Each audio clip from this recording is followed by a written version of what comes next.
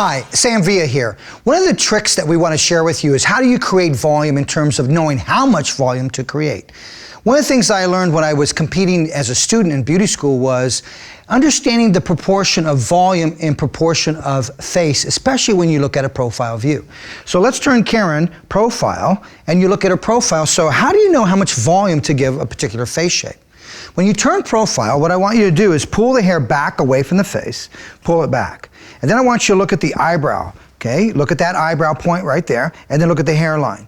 You're gonna take this distance right there. That distance right there is the amount of natural volume that Karen needs in proportion with her face on a profile view. Now that's really interesting, isn't it? Because a lot of clients tell us, I want a lot of volume. Now imagine this, let me give you a scenario here. If the eyebrow or the hairline itself is closer to the eyebrow, and let's say it's that close, imagine that's all of her hairline right there. You can barely see any of her skin to her eyebrow. Imagine if you give the client all volume, she's now all hair and no face on her profile view.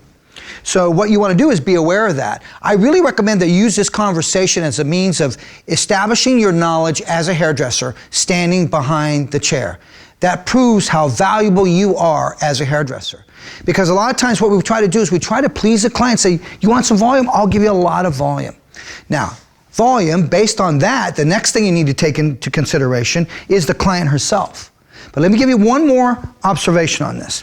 Let's say that her hairline is way back here, okay? And she says, I want no volume. Imagine, her hairline starts here, so you see how much skin you're gonna see. Let's say you gave her no volume. Can you see that she's just a small amount of hair and all face? So it's a great conversation to have with a client in terms of they'd say, wow, no one ever took the time to tell me that. You seem to know what you're talking about. Do whatever you want. And how cool is that when we get an opportunity to have that, which doesn't happen very often. Now, we've got that established, but the next thing is to understand the personality of the client. So for example, let's say Karen used a round brush when she pops her volume in the crown area. So I'm gonna ask the client, what size round brush do you use? Do you use a small one? Do you use a medium one, or do you use a larger one? If she says a medium-sized brush, like our medium-sized thermal, then what I want you to do is in front of the client, visually, I want you to go to the crown area, pick up a section and tell your client, okay, so this is the size brush you use, so in order to satisfy you in terms of your finishing and being able to work with the top crown and establish the volume, the desired volume that you want, you simply take this around the brush and you measure it to the diameter of the brush, and that's how short I would take Karen's crown area.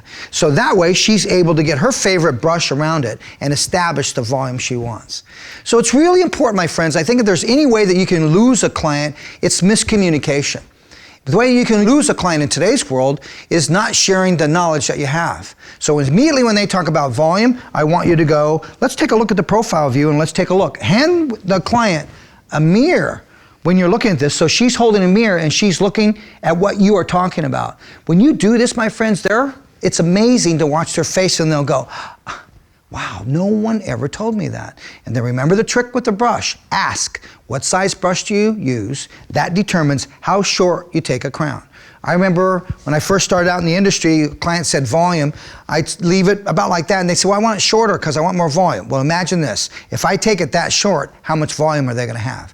In order to achieve volume, you need length. But most importantly, satisfy your client in terms of being able to use their favorite tool, in most cases in the crown area, a round brush, but be aware of the diameter of the brush that they're working with. That will help you to establish the length on the top.